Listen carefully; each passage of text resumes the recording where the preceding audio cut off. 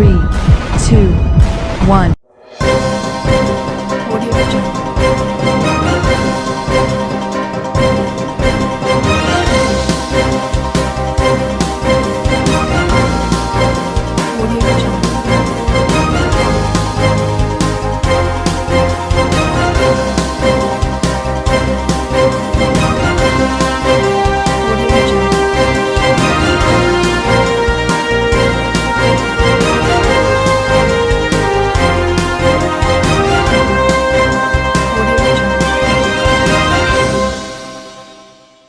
नमस्कार, मैं हूं नरेश राघानी और आप देख रहे हैं हॉराइजन हिंद न्यूज।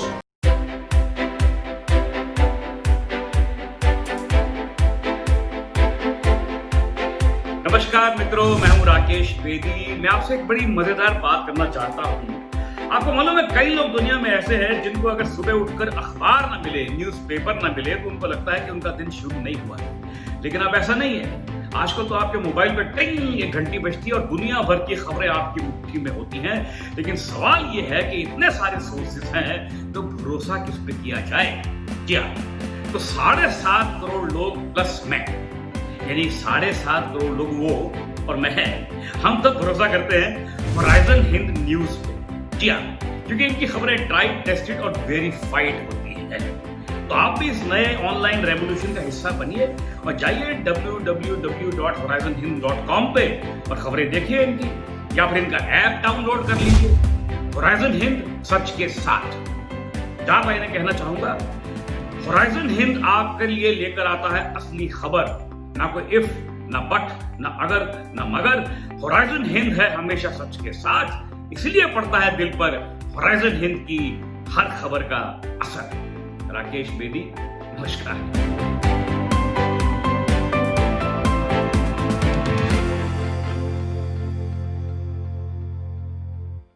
शुद्ध के लिए युद्ध अभियान के तहत मुकेश मावा भंडार पर कार्यवाही। 26 से 14 नवंबर तक चलेगा शुद्ध के लिए युद्ध अभियान।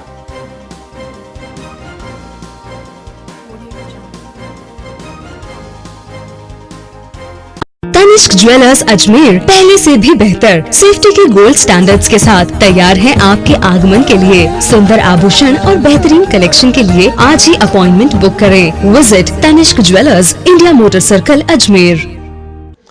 आम जनता को शुद्ध खाद्य पदार्थों, दुग्ध उत्पादों और मिठाइयों की उपलब्धता सुनिश्चित करने के लिए शुद्ध के लिए युद्ध अभियान 26 अक्टूबर से 14 नवंबर तक चलाया जा रहा है।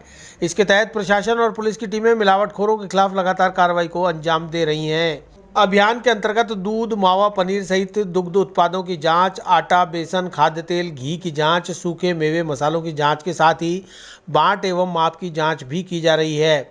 अभियान के लिए गठित जांच दल में टीम लीडर उपखंड अधिकारी अजमेर अवधेश मीणा, पुलिस उप अधीक्षक, पुलिस निरीक्षक, खाद्य सुरक्षा अधिकारी रमेश सैनी, LMO मनीष भटनागर, प्रवर्तन अधिकारी राहुल भावरिया, हिमानी पिपलीपाल, अंकिता जैन, अजमेर डेयरी प्रतिनिधि संजय शर्मा, गुणवत्ता नियंत्रक डेयरी देवराज शहर के अलग अलग इलाकों में कार्रवाई को अंजाम दे रहे हैं। जांच दल ने गुरुवार को हाथीबाटा इलाके में मुकेश मावा भंडार पर कार्रवाई को अंजाम दिया। खाद्य सुरक्षा अधिकारी रमेश सैनी ने बताया कि शुद्ध के लिए युद्ध अभियान के अंतर्गत लगातार कार्रवाई जारी है। ADM सिटी, SDM और जिला कलेक्टर के निर्देश पर आज नकली मावा और उससे बनी मिठाइयों की शिकायत आने पर हाथीबाटा स्थित मुकेश मावा भंडार पर कार्रवाई के लिए पहुंचे हैं, जहां एक घर में गोदाम बनाया हुआ है। यहां हमने स्पॉट टेस्टिंग की है। घर में 150 किलो मीठा मावा, 200 किलो फीका मावा और लगभग 150 किलो मिल्क केक रखा मिला। स्पॉट टेस्टिंग में कोई मिलावट नहीं पाई गई। वहीं मावे के नमूने लेकर लैब टेस्टिंग के लिए भेजे जा रहे हैं, जिसकी रिपोर्ट 4 से 5 दिन में आएगी। उस आधार पर कार्रवाई अमल में लाई जाएगी। फिलहाल ऐसी कोई मिलावट नहीं पाई गई है। घर में महिलाओं के होने की वजह से अतिरिक्त पुलिस जाब्ता बुलाया गया और पुलिस की मौजूदगी में विभागीय अधिकारियों ने कार्रवाई को अंजाम दिया है। भाई, हमारे शुद्ध के लिए अभियान जारी है। 26 तारीख से लगातार हम जिले में पूरे शहर में कार्रवाई कर रहे हैं। इस कार्रवाई के दौरान जिला कलेक्टर महोदय को और SDM साहब को, DDM साहब को एक शिकायत प्राप्त हुई थी। दादिया से कोई व्यापारी है मावे का, उसने यहाँ के जो मावे के व्यापारी है उनके खिलाफ शिकायत दर्ज कराई थी कि साहब ये नकली मावा का कारोबार करते हैं और इनके खिलाफ कार्रवाई की जाए। तो कलेक्टर महोदय ने सुबह हमको बुला करके पूरी टीम को आदेश दिया कि आपको जिस जगह जाना है उस जगह हम हाथीबाटा पर मुकेश मावा भंडार का जो घर है, रेजिडेंस है, उसमें हमारे को सूचना मिली थी कि यहाँ उनके पास माल है उसके तलाश करके हम यहाँ पहुँचे इनके घर पे पहुँचने के बाद घर को खुलवाया। घर पे क्या लेडीज़ थी, कोई जेंट्स नहीं था। फिर उसके बाद घर से किसी जेंट्स को बुलवा करके और यहाँ हमने शांतिपूर्वक कोशिश ये की कि माहौल ख़राब नहीं हो और अपनी कार्रवाई पूरी कर दी जाए। और ये लोग आया, हमको इस बात का कोऑपरेट किया। इनके घर में लगभग 150 किलो मीठा मावा, 100 किलो के आसपास फीका मावा और 150 के आसपास ही मिल्क केक पाया गया था, जिसकी सारे के सारे हमने जितने भी लोट थे उनकी लोट वाइज स्पॉट टेस्टिंग की। स्पॉट टेस्टिंग में मौके पर किसी तरह की कोई भी ऐसी मिलावट जैसी चीज़ या सैंपल फेल नहीं पाया गया। उसके बावजूद भी कि स्पॉट टेस्ट में सारे टेस्ट नहीं आ पाते हैं, उसके बावजूद भी हमने तीनों आइटम जो मौजूद थे, तीनों आइटमों के सैंपल FSS एक्ट के तहत लिए हैं। अगर FSS एक्ट की लैब रिपोर्ट में अगर कोई कमी पाई जाती है या किसी तरह की मिलावट पाई जाती है तो अग्रिम कार्रवाई एक्ट के तहत की जाएगी। वहीं जांच दल द्वारा हाथीबाटा में मुकेश मावा भंडार पर की गई कार्रवाई पर द्वेषता का आरोप लगाते हुए हलवाई एसोसिएशन के संरक्षक कैलाश झालीवाल के नेतृत्व में मावा व्यवसायियों और हलवाइयों ने जिला कलेक्टर को ज्ञापन सौंपा। झालीवाल ने बताया कि त्योहार के मौके पर मिठाई व्यवसायियों को शुद्ध के लिए युद्ध अभियान की आड़ में हैरान परेशान किया जा रहा है। मावे के सैंपल ले लिए गए जो कि सही पाए गए, इसके बावजूद भी मिलावट बताकर कई स्थानों पर मावा नष्ट करने की कार्रवाई की गई, जो कि अनुचित है। आज हाथीबाटा में मुकेश मावा वाले के घर पर जाकर महिलाओं की मौजूदगी में कार्रवाई को अंजाम देना कॉलोनी में व्यापारी को बेइज्जत करना है, इसलिए ऐसे कृत्यों पर रोक लगाई जानी चाहिए। युद्ध जो अभियान चला रखा है, उस अभियान के तहत कई खामियां पाई गई, उसको लेकर के आज हमने जिला कलेक्टर जी को, आज कलेक्टर जिलाधीश महोदय को हमने ज्ञापन दिया और उनके संज्ञान में ये बात लाई कि साहब इस तरह से है ना, जो अधिकारी हैं वे आएँ, वे कार्रवाई करें, सैंपल लें और लैब में भेजें। अगर लैब में कोई सैंपल फेल होता है तो वे कार्रवाई करें दुकानदार के खिलाफ। लेकिन शिकायतें कई बार ये भी पाई गई है कि एक ही एक दुकान पर 8-8 बार 10-10 बार लोग ये जा रहे हैं, रिपीट कर रहे हैं। दूसरी जगह भी जाना चाहिए, सब जगह ये निष्पक्षता वाली जो बात है हमने कलेक्टर साहब के सामने रखी कि एक दुकान पर न जाकर सभी दुकानों पर जाए। अब घर तक पहुंच गए तो कुछ नहीं मिला, उन्होंने अभी बाइट दी, उन्होंने भी यही कहा था कि यहाँ पे सब शुद्ध मिला है और ऐसा कोई गलत माल नहीं मिला है। तो हमारा यही निवेदन था कि हम कलेक्टर साहब को अभी कहने आए हैं कि साहब अब हम व्यापारियों को धंधा करने दो और 1 और 2 दिन बचे, अभी 13 और 14 तारीख बची है, तो हमें व्यापार करने दें, न कि हमें परेशान करें। और एक तरह से ये कई बार है जो नकली मावा करके ये बताते हैं, बहुत ही गलत बात है। जब लेब बनाई गई है, लेब में सैंपल फेल नहीं हुआ और ये नकली बता रहे हैं, एक तरफ सैंपल ले रहे हैं, एक तरफ नकली बताकर उसको डिस्ट्रॉय कर रहे हैं। ये अधिकारी, ये मजिस्ट्रेट बन गए, ये तो खुद ही फैसला दे रहे हैं, तो ये गलत है। आज कहाँ आए थे कार्रवाई करने को? आज हमारे मुकेश मावा वाले के यहाँ पे आए और तुलसीराम की यहाँ कार्रवाई, पहले भी कई बार सैंपल ले जा चुके हैं, 8-8, 10-10 बार सैंपल ले लिए और पास वो मानक पाए गए, कोई शिकायत नहीं मिली। किंतु आज उन्हें घर पे पहुंच गए, इस बात पर सभी व्यापारियों में रोष व्याप्त हुआ और उसको लेकर के हमने जिलाधीश महोदय के संज्ञान में ये बात लाए और उन्होंने हमें आश्वासन दिया और उन्होंने ये कहा कि इस मामले को हम शीघ्र से शीघ्र जो है हम इसको देखेंगे और जो फर्जी शिकायतें लोग कर रहे हैं 51,000 के लालच में, उस पर अंकुश लगाने का हमने निवेदन किया है, उस पर वे अंकुश लगाने का कार्य करेंगे। निवास स्थान के ऊपर आकर के निवास स्थान पे आना, जबकि दुकान पर जाना ही जो है वो ठीक रहता है। अब ये आज घरों पर जाकर किसी की छवि खराब करना, छवि धूमिल करना, कोई स्मैक बेच रहे हैं, अफीम बेच रहे हैं, कोई गलत काम कर रहे हैं। आज मैं किसी अधिकारी को कह दूं कि आप चौथ वसूली कर रहे हो, वो माना नहीं का हमारे पर मुकदमा कर सकता है, तो हम क्या करें? हम किस पर मुकदमा दर्ज कराएं, किसको कहें? हमारी कौन सुनने वाला है? फटाके ले लो साहब, सरकार ने फटाकों पर बैन लगा दिया। मैं आज हलवाई एसोसिएशन संरक्षक के नाते यहाँ ज्ञापन देने आया हूँ और हमारी बात पूरी सुनी गई है और इस पर निश्चित रूप से जो अधिकारी हैं उन पर भी कार्रवाई होगी। फूड इंस्पेक्टर ने भी कहा कि इन्होंने हमारे साथ में दुर्व्यवहार किया है। नहीं नहीं नहीं, ऐसी कोई बात नहीं हुई।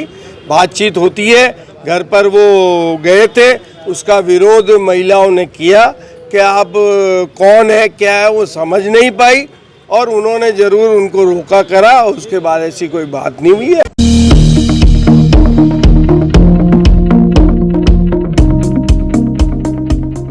सैटेलाइट अस्पताल में बजट की कमी का हवाला देकर हटाए जा रहे हैं संविदा कार्मिक। दीपावली पर्व पर कोरोना काल में नियमित सेवा देने वाले 11 संविदा कार्मिकों को हटाया।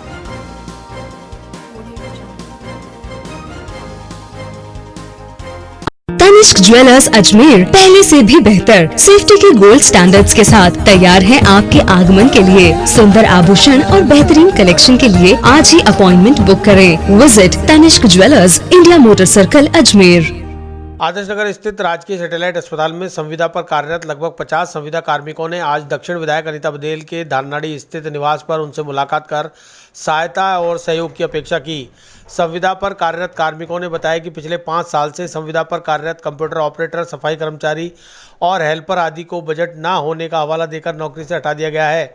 अस्पताल के वर्तमान अधीक्षक डॉक्टर राकेश पोरवाल ने अस्पताल का निरीक्षण करने के दौरान अस्पताल में कार्यरत कार्मिकों की संख्या ज़्यादा बताते हुए 11 कर्मचारियों को हटाने के आदेश दिए। एक तरफ तो सरकार संविदा पर कार्यरत कर्मचारियों को नियमित करने की बात कर रही है, वहीं दूसरी ओर कोरोना काल में नियमित और बेहतर सेवाएं देने वालों को पुरस्कार की जगह तिरस्कार मिल रहा है। ऐसे में विधायक अनीता बघेल से सहयोग मांगा गया। सर, में आज आप लोग यहाँ मैडम से आके मिले थे क्या? अच्छा, हम संविदा कर्मचारी राजकीय सैटेलाइट चिकित्सालय आदर्श नगर अजमेर में, और हमारे को इसी 1 अक्टूबर को हटाने के ठेकेदार ने ऑर्डर दिया और 4 आदमी कम भी कर दिया हमारे, जबकि त्यौहार है और हम सब सफाई कर्मचारी हैं। और हमारे को क्या कि कोरोना काल में तो सबसे अच्छा काम कराया और हम सब ने चीज तोड़ के काम किया। हमारे को सबको हटा 4 आदमी कम कर दिया हमारा इस कोरोना काल को देखते हुए, और कहते हैं कि बजट नहीं है। क्या 20,000 के अंदर क्या उनका बजट पूर्ति 20,000 के अंदर क्या उनका बजट पूरा हो जाएगा? जो हमारे कर्मचारी को हटाने से अगर गवर्नमेंट को कुछ एक्शन नहीं लेना है तो बड़े प्रोजेक्ट हटावे, जिससे कि गरीबों के पेट पे लात मारे। और त्यौहार सिर के ऊपर है, आज वो बेरोजगार हो गए, उन सब के साथ में हम लोग आए हुए हैं। और कृपया करके हम सबको एमआरएस से रखने की ऑर्डर और के, मगर हमारे को ठेके में ही रख हैं, जबकि गवर्नमेंट का आदेश है कि संविदा कर्मियों को दिवाली तक बोनस के अंदर उनको परमानेंट करना है, परंतु हमारे को हटाया जा रहा है। आज आप लोग यहाँ मैडम के पास आए, क्या मामला है आपका? सर, हम सभी सैटेलाइट हॉस्पिटल जो आदर्श नगर में स्थित है, वहाँ पर सभी संविदा पे कार्यरत हैं। हम लोगों के जो 1-1 वर्ष के जो हैं ठेके किए जाते हैं। तो सर, अभी गत 31 अक्टूबर को अधीक्षक महोदय द्वारा डॉक्टर राकेश पोरवाल उनके द्वारा चिकित्सालय का निरीक्षण किया गया, और उसके बाद में निरीक्षण के बाद में उन्होंने अपना ये आदेश निकाला कि हमारे यहाँ पर जो है कि जो संविदा पे कर्मचारी हैं वो अधिक हैं और हमारे पास बजट नहीं है, तो हमें यहाँ से कुछ कर्मचारियों को हटाना पड़ेगा। फिर उन्होंने आदेश जारी कर दिए कि भाई यहाँ से इस डिपार्टमेंट से इस कर्मचारी को हटाया जाएगा। आदेश तो उन्हें लागू करने थे इसी 1 नवंबर से, लेकिन त्यौहार को देखते हुए उन्होंने अपना ये जो आदेश है वो 1 महीने के लिए स्थगित कर दिया, यानी इसे वो प्रभावी 1 दिसंबर से करेंगे। तो अभी हम यहाँ अनीता बघेल मैडम के पास आए हैं अपना ये निवेदन लेकर कि अब वो उनसे जो भी हमारे इस मैटर में जो भी सॉल्यूशन होता है वो हमारी मदद करें। तो कितने कर्मचारी हैं आप लोग जिनको हटाने की बात की जा रही है? सर, 48 से 50 कर्मचारी हैं संविदा कर्मी टोटल। क्या क्या कार्य होता है आप लोगों का? जैसे सर, जैसे कंप्यूटर ऑपरेटर्स हैं, उनका काम पर्ची काटना, जो ड्रग्स पेशेंट को इश्यू होती हैं उसकी एंट्री करना, उसके बाद में जैसे सोनोग्राफी है, एक्सरे है, उनका रजिस्ट्रेशन करना, उनके जो फॉर्म्स होते हैं फॉर्म्स को साइट के ऊपर अपलोड करना, और जैसे हेल्पर्स हैं उनका मेडिकल कॉलेज से ड्रग्स लाना, उन्हें जमाना, फिर उसके बाद में अपने हॉस्पिटल के अंदर जो भी डिपार्टमेंट्स है उसके अंदर बांटना, वहाँ तक पहुँचाना, और ट्रॉली के थ्रू उस सप्लाई को जो मेडिकल कॉलेज से आती है उसको दूसरी मंजिल पे लेके जाना। ये सब कार्य किए जाते हैं। मैडम ने पॉजिटिव रिस्पांस दिया है कि उनसे जितना हो सकेगा वो हमारी सहायता करेंगी। आज आप लोग यहाँ मिलने आए थे क्या? ये हमको मैडम, ये सैटेलाइट हॉस्पिटल से हमको आदेश आ गया कि हमको हटाया जा रहा है। हाँ। तो उस संबंध में मैडम को ज्ञापन देने आए थे हम। किस संदर्भ में हटा रहे हैं आपको, क्या मामला है? वो स्टाफ बोले कि आप ठेके के अंडर में लगे हुए हैं हम, तो बोले कि कर्मचारी को हटाना है। 45 कर्मचारी के लगभग हैं हम। कंप्यूटर ऑपरेटर है, हेल्पर है, सफाई कर्मचारी है, जिसमें से 4 सफाई कर्मचारी को तो हटा दिया गया है। इनके द्वारा हटाया जा रहा है? डॉक्टर राकेश पोरवाल जी के आदेश के अनुसार। क्या चाहते हैं आप? हम चाहते हैं कि मैडम हमारे लिए पॉजिटिव रिस्पांस दे, हमें वापस नौकरी पर रखे। विधायक अनीता बघेल ने संविदा कार्मिकों की सभी परेशानियों को सुनकर उन्हें आश्वस्त किया कि यथाशीघ्र सरकार से इस विषय में वार्ता करेंगी और उन्हें विश्वास है कि उन्हें नौकरी से नहीं हटाया जाएगा। सैटेलाइट हॉस्पिटल के कुछ कर्मचारी क्या सैटेलाइट हॉस्पिटल में जो लगभग 50 के लगभग संविदा कर्मचारी हैं, उनमें से कुछ लोगों की छटनी करके उनको हटाया गया है। कार्मिकों के पूछने पर यह कहा गया है कि बजट की कमी के कारण से इनको हटाया जा रहा है। पर दूसरी ओर एक बार मुख्यमंत्री महोदय ये कहते हैं कि हम संविदा कर्मचारियों को नियमित करेंगे और एक और इन संविदा कर्मचारियों को हटाया जा रहा है और वो भी दीपावली के मौके पर हटाया जा रहा है। तो सभी कर्मचारियों में निराशा है। मैं प्रिंसिपल महोदय से और सरकार में ये विषय उठाने वाली हूँ कि ये जो कर्मचारी हैं वो नियमित होने की आस में और अच्छा काम कर रहे थे। इस कोरोना महामारी में बढ़ चढ़ कर कोरोना योद्धाओं के रूप में इन्होंने कार्य किया है। ऐसे कर्मचारियों को नहीं हटाना चाहिए, बल्कि जो सरकार ने अपने घोषणा पत्र में वादा किया था वोट लेते समय कि हम इन कर्मचारियों को नियमित करेंगे, तो इन कर्मचारियों को नियमित करना चाहिए। गौरतलब है कि अस्पताल अधीक्षक डॉक्टर राकेश पोरवाल ने ठेकेदार को 11 कर्मचारियों को तत्काल हटाने के निर्देश दिए थे, लेकिन दीपावली त्योहार के मद्देनजर आदेश 1 दिसंबर से प्रभावी करने के लिए कहा गया है। ऐसे में संविदा पर कार्यरत कर्मचारियों की रोजी रोटी पर तलवार लटक गई है।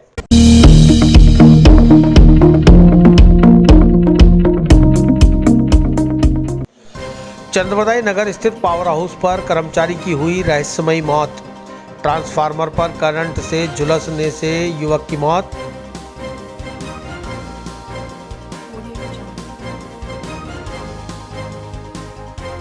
तनिष्क ज्वेलर्स अजमेर पहले से भी बेहतर सेफ्टी के गोल्ड स्टैंडर्ड्स के साथ तैयार है आपके आगमन के लिए। सुंदर आभूषण और बेहतरीन कलेक्शन के लिए आज ही अपॉइंटमेंट बुक करें। Visit Tanishq jewellers, India motor circle, Ajmer. Ajmer के रामगंज थाना क्षेत्र में चंद्रवदाई नगर स्थित पावर हाउस पर एक युवक का शव ट्रांसफार्मर पर लटका होने की सूचना से हड़कंप मच गया। सूचना मिलते ही टाटा पावर और AVVNL की टीम मौके पर पहुंची। साथ ही रामगंज थाना पुलिस को भी मौके पर बुलवाया गया और शव को नीचे उतारने के लिए रेस्क्यू शुरू किया गया। रामगंज थाना पुलिस ने बताया कि सूचना मिली थी कि ट्रांसफार्मर पर एक युवक का शव लटका हुआ है, जिस पर मौके पर पहुंचकर शव को नीचे उतरवाया गया। मृतक की शिनाख्त साहिल नाम से हुई है, जो कि टाटा पावर कंपनी का लाइनमैन है। हादसा क्यों और कैसे हुआ, इसकी जाँच की जा रही है। जरिए टेलीफोन थाने पर इतला मिली कि चंद्रवदाई नगर ए ब्लॉक के अंदर पावर हाउस है, जिसके अंदर पावर हाउस के अंदर एक कोई व्यक्ति है ऊपर लटका हुआ है। करंट लगने से उसकी डेथ हो गई। इस पर आया है, अभी हजारीबाग पावर हाउस पे इतला करके वहाँ से बुलाया है। खोल के वास्तविकता का पता करते हैं, वास्तविक कारण क्या है। जो लड़का युवक है, क्या नाम है, कहाँ का रहने वाला है? इसका एक भतीजा है, अभी यहाँ पे मौजूद है। वो कह रहा है इसका नाम शायर है, वो नसीराबाद का जाटिया गाँव का रहने वाला है। पावर हाउस हजारीबाग में काम करता है, 2 दिन से ड्यूटी पे नहीं आ रहा बताया। अभी वास्तविकता का पूरा मालूम कर लेते हैं। कैसा है, कुछ कारण पता पड़ता है? अभी तो बता नहीं रहा भाई, रात के टाइम आया है, कब आया है। सुसाइड लग रहा है क्या? सुसाइड तो अभी इसका वास्तविकता की जानकारी मिलने पे पावर हाउस वालों से संपर्क करेंगे। ड्यूटी का टाइम टेबल क्या है इसका, ड्यूटी का टाइम टेबल क्लियर हो जाएगा, कब से ड्यूटी पे आ रहा है, कब से नहीं आ रहा है, क्या टाइम टेबल है इसका, पूरा डिटेल लेके फिर अग्रिम कार्रवाई जो भी हो करेंगे। ये पावर हाउस बंद है क्या है? ये पावर हाउस बंद है, ये रिमोट से ही चालू होता है, चारों तरफ दीवार है। हो सकता है कोई और इंटेंशन हो इसकी, दीवार फांद के ऊपर गया। वहीं विद्युत विभाग के अधिकारियों ने पहले तो कुछ भी कहने से इनकार कर दिया, फिर इतना बताया कि यह टाटा पावर का लाइनमैन है, लेकिन इसकी ड्यूटी कहीं और थी। यह यहाँ कैसे आया, इसकी जांच की जा रही है। जांच के बाद ही मामले का खुलासा किया जाएगा। पर लग रहा था कि अधिकारियों के द्वारा मामले को कहीं ना कहीं छुपाने की कोशिश की जा रही है। वहीं युवक की मौत एक रहस्य बनी हुई है कि वह किस मकसद से यहाँ आया और उसकी मौत कैसे हुई। बहरहाल पुलिस ने मामला दर्ज कर तफ्तीश शुरू कर दी है। अभी इसकी जांच चल रही है और जांच का पूरी होते ही आपको जो है पूरा ब्यौरा दे दिया जाएगा। मिली थी, कौन लटका हुआ, पूरी बात अभी इसकी जांच चल रही है। अभी आपको पूरी जांच के बारे में नाम तो पता होगा। पूरी जांच करने के बाद ही आपको पूरा स्टेटमेंट देंगे कि क्या कौन बंदा है, क्या हुआ था, क्या इंटेंशन थी। पुलिस भी है या नहीं है। ये कर्मचारी जो है टाटा पावर की जो एजेंसी है, हमारा बिजनेस एसोसिएट है, उसका ही कर्मचारी है, लेकिन इस ग्रिड पे काम नहीं करता है। ठीक है, बाकी इसके बारे में पूरी डिटेल आपको देंगे। चोरी की सूचना थी? बिल्कुल आपको देंगे पूरी।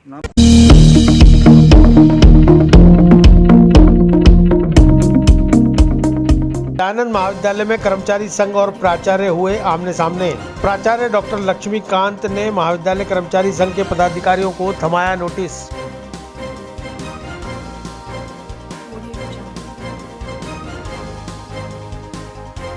तनिष्क ज्वेलर्स अजमेर पहले से भी बेहतर सेफ्टी के गोल्ड स्टैंडर्ड्स के साथ तैयार है आपके आगमन के लिए। सुंदर आभूषण और बेहतरीन कलेक्शन के लिए आज ही अपॉइंटमेंट बुक करें। Visit Tanishq jewellers, India motor circle, Ajmer.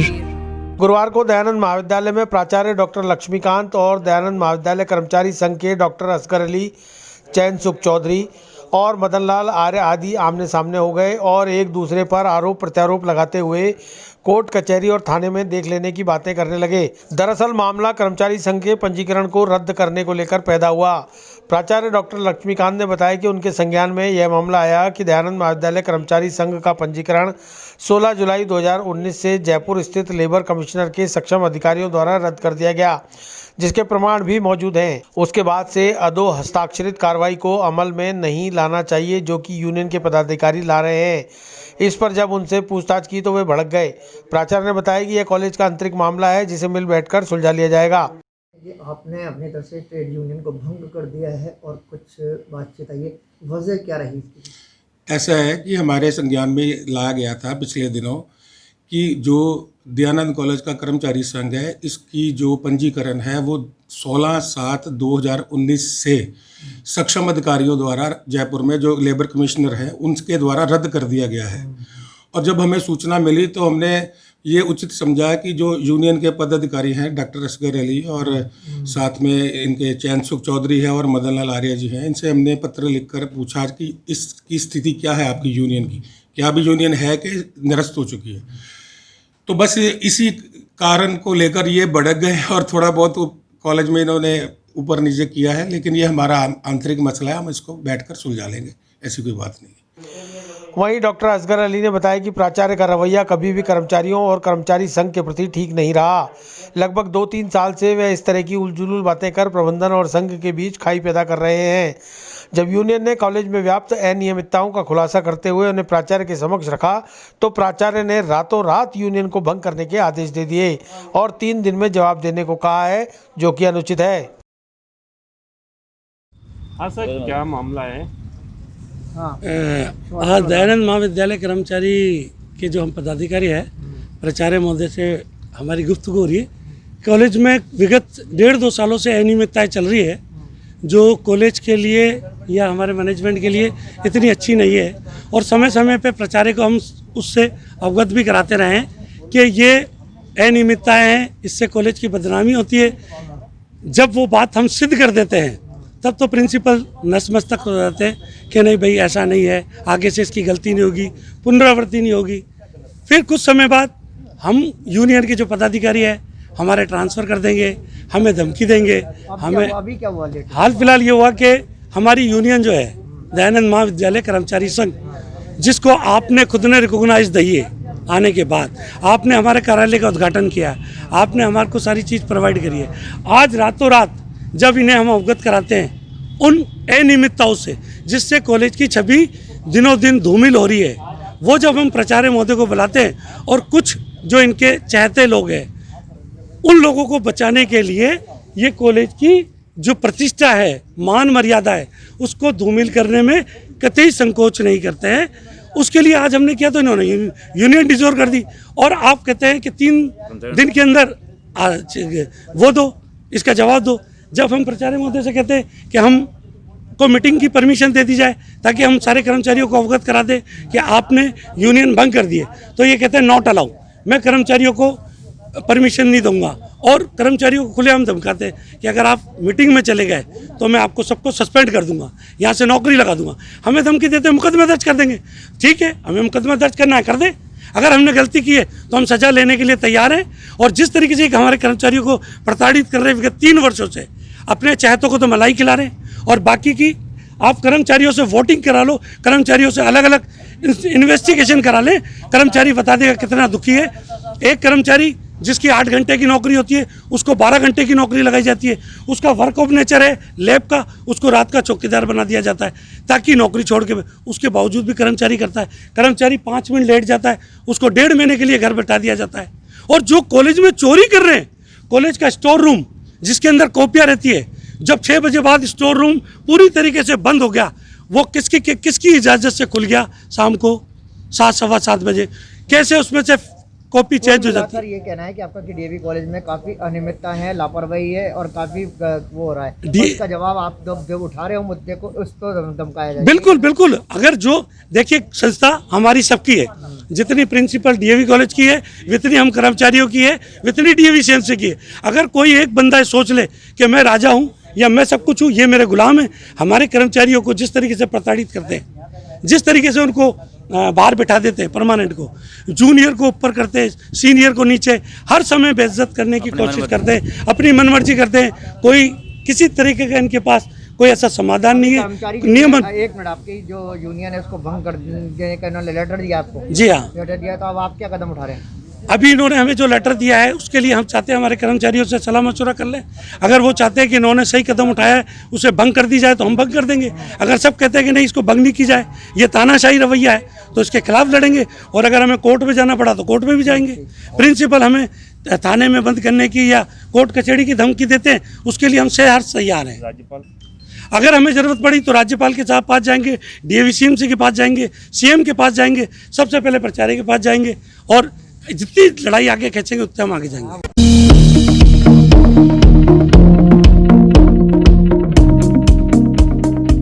Haribhau Upadhyay Nagar extension सहित आसपास के इलाकों में सर्दियों में हो रही है पेयजल की भारी किल्लत। हरिभाऊ उपाध्याय नगर एक्सटेंशन के अध्यक्ष संदीप धाबाई के नेतृत्व में कलेक्टर और पीएचईडी को सौंपा गया ज्ञापन। तनिष्क ज्वेलर्स अजमेर पहले से भी बेहतर सेफ्टी के गोल्ड स्टैंडर्ड्स के साथ तैयार है आपके आगमन के लिए। सुंदर आभूषण और बेहतरीन कलेक्शन के लिए आज ही अपॉइंटमेंट बुक करें। Visit Tanishq jewellers, India motor circle, Ajmer. Haribhau Upadhyay Nagar extension के अध्यक्ष संदीप धाबाई के नेतृत्व में क्षेत्र के एक प्रतिनिधिमंडल ने गुरुवार को जिला कलेक्टर प्रकाश राज पुरोहित से मिलकर सर्दियों के दिनों में Haribhau Upadhyay Nagar extension, C block, पसंद नगर कोटड़ा, मंगलम रेजिडेंसी, महाराणा प्रताप नगर और सूर्य नगरी सहित आसपास के इलाकों में हो रही पेयजल किल्लत को लेकर समस्या के निवारण की मांग की। धाबाई ने बताया कि जितनी समस्या गर्मी में नहीं थी उससे ज़्यादा अब सर्दियों में हो रही है। यहाँ पेयजल सप्लाई 3 से 4 दिनों में की जा रही है, वह भी नियमित नहीं है। इस समस्या से क्षेत्र के लोग खासे परेशान हैं। इस पर जिला कलेक्टर प्रकाश राज पुरोहित ने सकारात्मक रुख अपनाते हुए पीएचईडी के अधिकारियों को तलब किया है। धाबाई ने बताया कि इससे पूर्व भी वे पीएचईडी को भी इस समस्या के संबंध में ज्ञापन दे चुके हैं, लेकिन अभी तक कोई निदान नहीं हुआ, इसलिए आज कलेक्टर से मिलना पड़ा।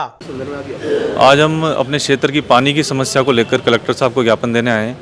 और जो हमारा क्षेत्र है Haribhau Upadhyay Nagar extension, Haribhau C block, पसंद नगर कोटड़ा, मंगलम फ्लैट्स और महाराणा प्रताप, सूर्य नगरी, इनमें लगातार 3 से 4 महीनों में पानी की जो समस्या हुई है वो बहुत आज के दिनों में बहुत ही विकराल रूप धारण कर चुकी है। और ये समस्या जो गर्मी में भी इतनी प्रॉब्लम नहीं थी जो अब सर्दियों में होने लग गई है। और पानी जो ऐसे 3 से 4 दिनों में आजकल पानी आ रहा है, न उसका कोई टाइमिंग है न कोई प्रेशर है। इसको लेकर अब आज कलेक्टर साहब को हमने ज्ञापन दिया है। कलेक्टर साहब ने पीएचडी विभाग के अधिकारियों को कॉल किया है, वो अभी यहाँ थोड़ी देर में आने वाले हैं। तो में आपने अवगत करवाया है कि हाँ, इसको लेकर कलेक्टर साहब को पहले भी 29 तारीख को हमने जो लेटर दिया है और आज फिर हम ज्ञापन देने आए, तो कलेक्टर साहब ने पॉजिटिवली इसको लिया है और डिपार्टमेंट वालों को बुलाया। इसकी समस्या की मतलब आपने शिकायत पीएचडी डिपार्टमेंट में दी है, कलेक्टर साहब को दी है, अखबारों में आई हुई इसमें कितनी बारी।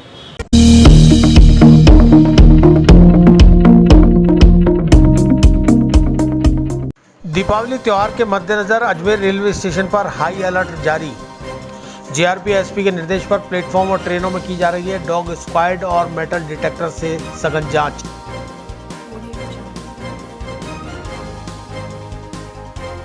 तनिष्क ज्वेलर्स अजमेर पहले से भी बेहतर सेफ्टी के गोल्ड स्टैंडर्ड्स के साथ तैयार है आपके आगमन के लिए। सुंदर आभूषण और बेहतरीन कलेक्शन के लिए आज ही अपॉइंटमेंट बुक करें। Visit Tanishq jewellers, India motor circle, Ajmer. त्योहारों के मद्देनजर किसी भी संदिग्ध गतिविधियों और संदिग्ध वस्तु पर नजर रखने के लिए अजमेर रेलवे स्टेशन पर जीआरपी और आरपीएफ द्वारा सघन चेकिंग अभियान चलाया जा रहा है। जीआरपी एसपी के निर्देश पर आज जीआरपी थाना प्रभारी भगवान सिंह के निर्देशन में डॉग स्क्वाड और बम निरोधक दस्ते के साथ मेटल डिटेक्टर लेकर जीआरपी के जवान जांच करते दिखे। जवानों ने डॉग स्क्वाड की मदद से ट्रेनों के अंदर संदिग्ध गतिविधि और वस्तु की जांच की, तो वहीं रेलवे स्टेशन के प्लेटफॉर्म पर यात्रियों के सामानों को खुलवाकर उनकी तलाशी ली गई। भगवान सिंह ने बताया कि हर संदिग्ध गतिविधि पर नजर रखी जा रही है, साथ ही कंट्रोल रूम में लगे सीसीटीवी कैमरों से भी सतत निगरानी की जा रही है। इसके अलावा लोगों और यात्रियों से कोरोना नियमों की पालना करने की समझाइश भी की जा रही है। यह कार्रवाई दीपावली त्योहार तक लगातार जारी रहेगी। आज किस तरह के क्या किसको लेकर चेकिंग की जा रही है? श्रीमान पुलिस अधीक्षक महोदय जीआरपी अजमेर के निर्देशानुसार इमरोज रेलवे स्टेशन अजमेर पर फेस्टिवल स्पेशल ट्रेनों पर दीपावली पर्व को मद्देनजर रखते हुए स्पेशल गश्त चेकिंग प्रदर्शन की गई। निरंतर गश्त दीपावली पर्व को देखते हुए जारी है। किसके नेतृत्व में की जा रही है? मन थाना प्रभारी के भगवान सिंह थाना प्रभारी जीआरपी थाना अजमेर के नेतृत्व। ट्रेनों को भी चेक किया गया? ट्रेनों को चेक किया, बाहर यात्रियों को और आने जाने वाले यात्रियों को और सामान को और यात्रियों को प्लेटफॉर्म वगैरह को वेटिंग हॉल मुसाफिर खाना सभी जारी रहेगी दीपावली पर्व तक जारी रहेगी।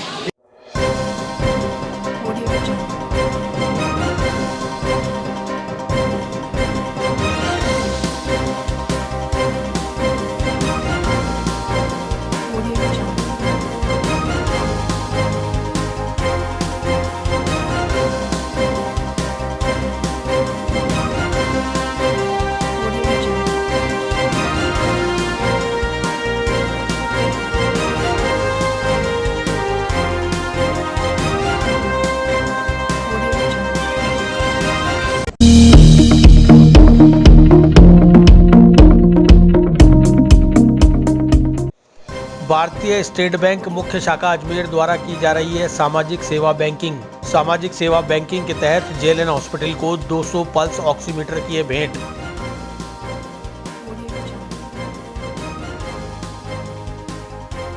तनिष्क ज्वेलर्स अजमेर पहले से भी बेहतर सेफ्टी के गोल्ड स्टैंडर्ड्स के साथ तैयार है आपके आगमन के लिए। सुंदर आभूषण और बेहतरीन कलेक्शन के लिए आज ही अपॉइंटमेंट बुक करें। Visit Tanishq jewellers, India motor circle, Ajmer.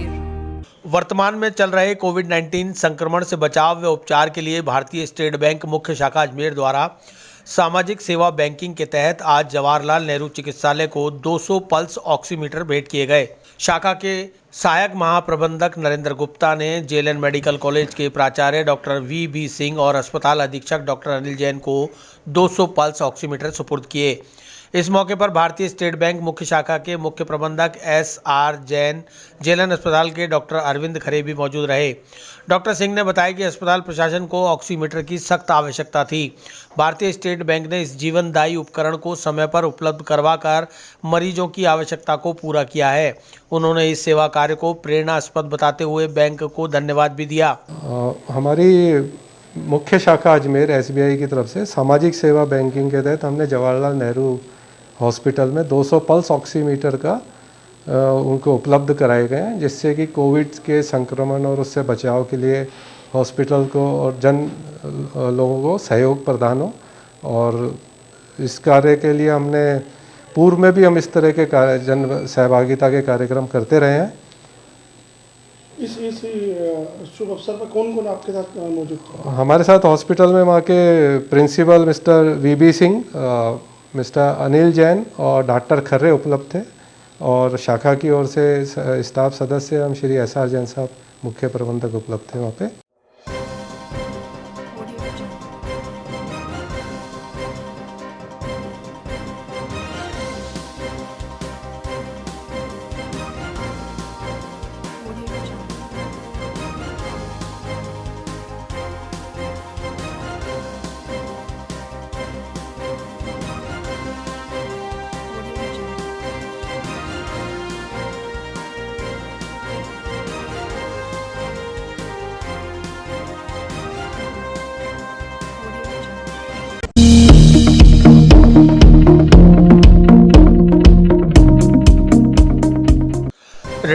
IAS अधिकारी अशफाक हुसैन ने तीसरी बार संभाला दरगाह नाजिम का कार्यभार। सूफी संत ख्वाजा मोइनुद्दीन हसन चिश्ती की बारगाह में हाजिरी देकर संभाला पदभार।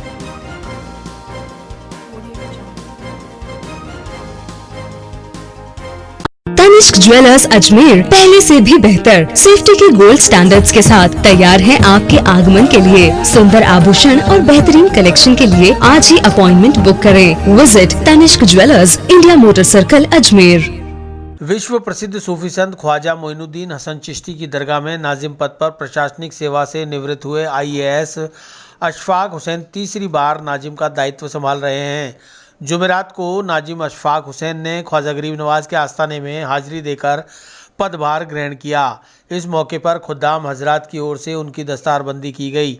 नाजिम अशफाक हुसैन ने मीडिया से बात करते हुए बताया कि उनकी पहली प्राथमिकता कोरोना गाइडलाइन के अनुसार ज़ायरीनों को ज़ियारत करवाना और सहयोग प्रदान करना रहेगी।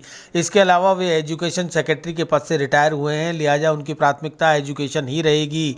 साथ ही कमेटी और खादिमों के सामंजस्य से दरगाह के विकास से जुड़े कामों में प्रगति आए, बजट आए और विकास के काम हो, यह उनके कार्यों में शामिल रहेगा। गौरतलब है कि केंद्रीय अल्पसंख्यक मामलात मंत्रालय ने अशफाक हुसैन की नियुक्ति के आदेश जारी किए और आज उन्होंने कार्यभार ग्रहण कर लिया। अशफाक हुसैन इससे पहले वर्ष 1997, वर्ष 2000 और 2014 से 2016 तक नाजिम रहे। दौसा कलेक्टर रहते हुए भी उनके पास नाजिम का अतिरिक्त कार्यभार रहा।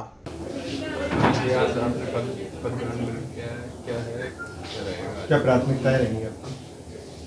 प्राथमिकताएं तो पहले एक बार थोड़ा स्टडी करेंगे यहाँ की क्या क्या इश्यूज़ हैं, क्या स्कीमें चल रही हैं, क्या लोगों के मामले हैं, उसके बाद फिर और असली जो प्रायोरिटी है दरगाह में अभी कोरोना का जो माहौल चल रहा है उसका कोरोना प्रोटोकॉल की पूरी तरह से पालना हो और यहाँ जो भी ज़ायरीन आए या दूसरे जो कर्मचारी हैं अपने खुद्दाम साहिबान हैं, किसी को भी कोई प्रॉब्लम यहाँ नहीं हो। सबसे टॉप प्रायोरिटी तो वही रहेगी। उसके बाद जो विकास कार्य यहाँ चल रहे हैं उनको भी देखा जाएगा और वित्तीय स्थिति दरगाह कमेटी की कैसी है उसको भी देख के कुछ बढ़ावा देने की कोशिश की जाएगी। आप पूर्व में भी नाजिम रह चुके, कुछ ऐसा काम जो आपके रह गया जो आप करना चाहते हो? मेरा असली जो प्रायोरिटी है वो तो एजुकेशन सेक्टर है और मैं रिटायर भी education secretary government of Rajasthan से हुआ हूँ और इस एरिया में अजमेर में होते हुए भी शिक्षा का काफ़ी स्तर जो है इतना अच्छा नहीं है जितना होना चाहिए। कोशिश की जाएगी कि उसी तरह का एक माहौल बनाया जाए और बाकी जो लोग अजमेर से पढ़ के दुनिया भर में जाते हैं यहाँ के बच्चे भी वही काम करें। सर जायरीनों के लिए क्या प्राथमिकता रहेगी नहीं आपकी? जायरीनों का तो सबसे ज़्यादा प्राथमिकता तो यही है कि वो आएँ, सहूलियत के साथ ज़ियारत करें, डिग्निटी के साथ रहें और उनको पूरा वो ट्रीटमेंट मिले जो यहाँ एक दर पे आते हैं ख्वाजा साहब के यहाँ। उनको लगना चाहिए कि हम उनकी इतनी बड़ी हस्ती के यहाँ पे आए हैं।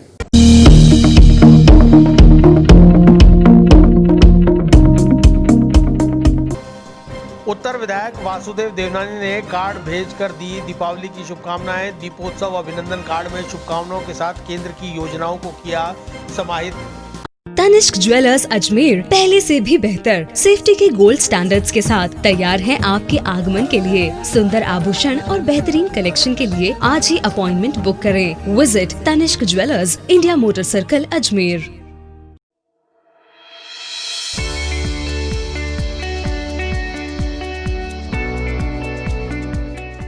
नमस्ते दोस्तों, कैसे हैं आप लोग?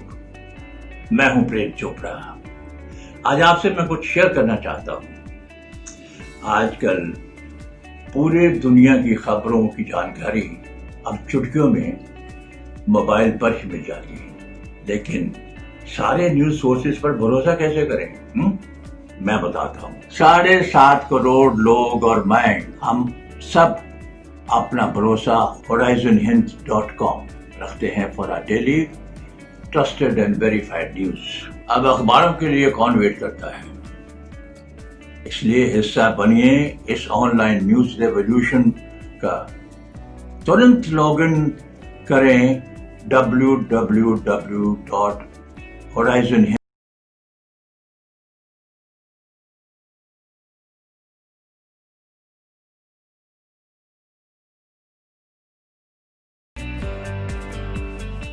भारतीय जनता पार्टी के उत्तर विधानसभा क्षेत्र से विधायक वासुदेव देवनानी हर साल दीपावली पर अलग ही तरीके से संदेशपूर्ण शुभकामनाएं देने के लिए जाने जाते हैं। इस वर्ष देवनानी द्वारा प्रेषित दीपोत्सव अभिनंदन कार्ड में आओ दिवाली मनाएं शुभकामनाओं के साथ ही कोरोना के प्रति सजगता का संदेश भी बेहद खूबसूरत कविता के माध्यम से दिया है। आओ दीपावली मनाएं, चाहे चीन हो या पाकिस्तान, शत्रुओं को कड़ा सबक सिखाएं। इस दीपावली पर यही कामना, राष्ट्रवाद का भाव जगाएं। वोकल फॉर लोकल का मंत्र साधते लोकल को ग्लोबल बनाएं। स्वदेशी का भाव जगाकर भारत को आत्मनिर्भर बनाएं। 2 गज दूरी मास्क जरूरी, सबकी जीवन शैली बन जाएं। कोरोना पर विजय पाने हम सब यह संकल्प दोहराएं। इन छंदों के माध्यम से दीपावली की मंगल कामनाएं दी गई हैं। वहीं इसके अलावा कार्ड में राजनीति भी समाहित की गई है। केंद्र की भाजपा सरकार द्वारा लागू राष्ट्रीय शिक्षा नीति 2020 हो या केंद्र सरकार द्वारा वर्ष 2016 में अजमेर को भाजपा शासनकाल में मिली स्मार्ट सिटी योजना की सौगात, कार्ड में प्रमुख रूप से इनका उल्लेख किया गया है। तुरंत लॉगिन करें www.horizon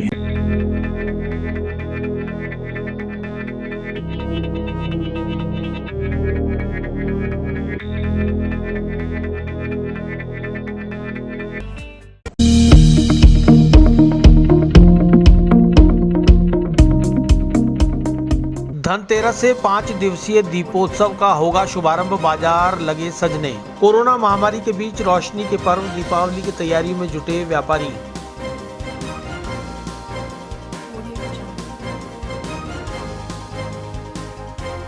तनिष्क ज्वेलर्स अजमेर पहले से भी बेहतर सेफ्टी के गोल्ड स्टैंडर्ड्स के साथ तैयार है आपके आगमन के लिए। सुंदर आभूषण और बेहतरीन कलेक्शन के लिए आज ही अपॉइंटमेंट बुक करें। Visit Tanishq jewellers, India motor circle, Ajmer.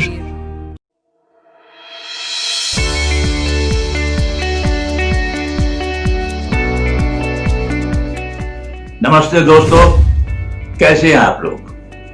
मैं हूं प्रेम चोपड़ा। आज आपसे मैं कुछ शेयर करना चाहता हूं। आजकल पूरे दुनिया की खबरों की जानकारी अब चुटकियों में मोबाइल पर ही मिल जाती है, लेकिन सारे न्यूज सोर्सेज पर भरोसा कैसे करें? मैं बताता हूं। 7.5 करोड़ लोग और मैं, हम सब अपना भरोसा horizonhint.com रखते हैं for our daily trusted and verified news. अब अखबारों के लिए कौन वेट करता है? इसलिए हिस्सा बनिए इस ऑनलाइन न्यूज रेवोल्यूशन का।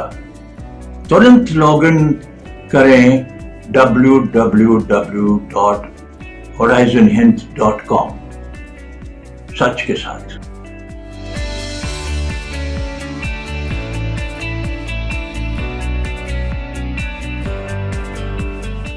रोशनी के पर्व दीपोत्सव की तैयारियां शुरू हो गई हैं। इसी के चलते बाजारों में दुकानें भी सजने लगी हैं। शुक्रवार को धनतेरस पर्व और रविवार को मनाई जाने वाली दीपावली से पूर्व बाजारों में पूजन सामग्री के साथ साथ मिट्टी के दिए, खील, पतासे, गन्ने आदि की दुकानें लगने लगी हैं, जहां पर खरीदारों की भीड़ भी नजर आ रही है। हालांकि कोरोना के चलते त्योहारों का उत्सव वैसा नहीं रहा जैसा पूर्व में रहा करता था। बावजूद इसके लोग घर से निकलकर बाजारों में खरीदारी कर रहे हैं। धनतेरस से 5 दिवसीय दीपोत्सव के महापर्व की शुरुआत होती है। घर, आंगन और व्यावसायिक प्रतिष्ठानों को रोशनी से सजाया जाता है। घरों में रंगोली सजाने के लिए बाजारों में रेडीमेड रंगोली बेची जा रही है। वहीं खील, पतासे, चपड़ा व अन्य सजावटी सामग्री की दुकानें भी सजी हुई हैं। नया बाजार, पुरानी मंडी, मदार गेट, आगरा गेट, गेसरगंज आदि इलाकों में प्लास्टिक के फूल, सजावटी सामान, भारतीय लाइट्स और पोस्टर, लक्ष्मी जी के पाने आदि बहुतायत से बेचे जा रहे हैं। 5 दिनों के उत्सव का शुभारंभ धनतेरस यानी शुक्रवार से होगा। इसके बाद रूप चतुर्दशी यानी छोटी दिवाली, महालक्ष्मी पूजन यानी बड़ी दिवाली, राम राम यानी गोवर्धन पूजा और भैया दूज तक दीपोत्सव जारी रहेगा। दीपावली पर्व पर रोकड़ बही खाते बदलने का भी परंपरागत प्रचलन चला आ रहा है। हालांकि कंप्यूटर के युग में पारंपरिक और ऐतिहासिक बही खातों का प्रचलन काफी कम हो गया है, फिर भी व्यापारी वर्ग दीपावली पर्व पर बही खाते बदलने की प्रथा का निर्वहन कर ही रहे हैं। पुरानी पीढ़ी आज भी रोकड़ बही खातों का विधिवत पूजन कर वार्षिक व्यापार का श्री गणेश करते हैं। कहा जाता है कि रोकड़ बही खाते में लिखा हिसाब किताब पूरी तरह से प्रमाणित होता है, इसलिए आज भी बुजुर्ग व्यापारी परंपरागत रोकड़ बहियों की दीपावली के अवसर पर पूजन कर वार्षिक व्यापार का आगाज करते हैं। बाजार में रोकड़ बही खाते बेचने वाले व्यापारियों ने बताया कि हालांकि पूर्व की तरह अब रोकड़ बही खातों की बिक्री नहीं होती, लेकिन फिर भी व्यापारियों का एक बड़ा तबका कंप्यूटर से ज़्यादा विश्वास बही खातों पर ही रखता है, इसलिए उनकी खरीदारी करने ज़रूर आते हैं। हाँ भाई साहब, क्या रहता है बही खातों का खरीदने का, क्या महत्व है? बही का महत्व तो यही है, इसमें हम सारे हिसाब किताब रखने हैं और रखने हैं, इसीलिए बही डाली जाती है दुकानों में। क्या मानते हो, आजकल कंप्यूटर चल गए हैं, लैपटॉप है, मोबाइल डाटा है, वो सब तो है, पर हम तो यही मानते हैं कि बही के अंदर जो श्योरिटी है वो उसमें नहीं है।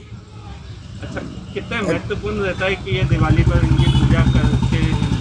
देखो, वो दिवाली की पूजा तो सालों से चली आ रही है। बहियों की किसी टाइम में तो बही बदलते ही दिवाली पे थे, और अब आजकल वो अप्रैल से सिस्टम कर दिया, अप्रैल से बदलने लग गए। नहीं, पहले तो दिवाली बदलते थे। क्या फर्क पड़ा है बहियों पर और कोरोना काल के बीच में? भाई बहियों का जब से जो है अप्रैल हुआ है, जब से धीरे धीरे बहियों का चलन थोड़ा सा जो है कम होता गया है, कंप्यूटर का टाइम भी आ गया है, लेकिन जो दिवाली पे पूजा होती है वो बहियों की पूजा का एक अलग हिसाब किताब है। किस लिए बही खाता सामने आता है? आजकल इलेक्ट्रॉनिक सिस्टम आ गया, इलेक्ट्रॉनिक युग भी है, उसमें बहियों का चलन फिर भी अभी चल रहा है। न्यू जनरेशन कम कर रही है, लेकिन जो पुरानी जनरेशन है वो तो आज भी इसी को इम्पोर्टेंट देती है, बही खातों को। आज भी बड़े बुजुर्ग तो आज भी बही खातों को ही इम्पोर्टेंट देते हैं। तो क्या कोरोना काल के बीच में बही खाते बिक रहे हैं? हाँ, बिक रहे हैं। नहीं, वो जो जिनको बही खाते लेने हैं, लक्ष्मी जी की पूजा करनी है, तो वो तो एक्चुअल में करेंगे ही, बही खातों की पूजा तो करेंगे ही। आगरा गेट गणेश मंदिर के पंडित ऋषिराज शर्मा ने बताया कि 118 साल बाद इस साल दीपावली पर एक तिथि क्षय होने का असर यह है कि 5 दिवसीय दीपोत्सव की जगह इस बार 4 दिवसीय दीपोत्सव ही रह गया है। तेरस के दिन चतुर्दशी आने के कारण भाई दूज की एक तिथि क्षय हो रही है। ऐसे में लोग 12 वाले दिन यानी आज भी नए वाहन खरीद रहे हैं और वाहनों का पूजन कराने आगरा गेट स्थित प्राचीन गणेश मंदिर पहुँच रहे हैं। इस बार धनतेरस शुक्रवार के दिन आएगी, क्योंकि आगे तिथि भी क्षय हो रही है। तेरस के दिन चतुर्दशी आने के कारण शुक्रवार के दिन धनतेरस और रूप चतुर्दशी दोनों एक दिन है।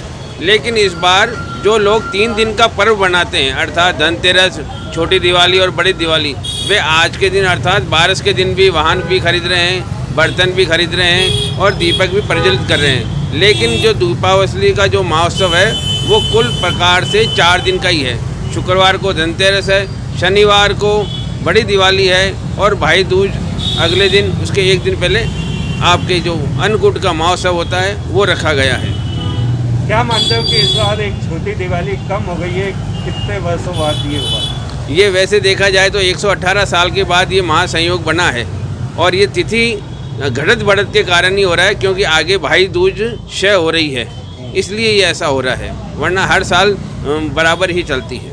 आज अनेक लोगों ने दोपहिया वाहन खरीदे और उनका पूजन कराने के लिए भगवान श्री गणेश के मंदिर पर लेकर आए। लोगों ने बताया कि धनतेरस और दीपावली पर नए वाहन खरीदने का महत्व होता है, इसलिए आज 12 के दिन भी वाहन खरीदे गए हैं। यार धनतेरस की वजह से गाड़ी खरीदी गई है। आज के दिन शुभ माना जाता है, धनतेरस के दिन लक्ष्मी जी का वास रहता है। तुरंत लॉगिन करें www.horizonhind.com सच के साथ।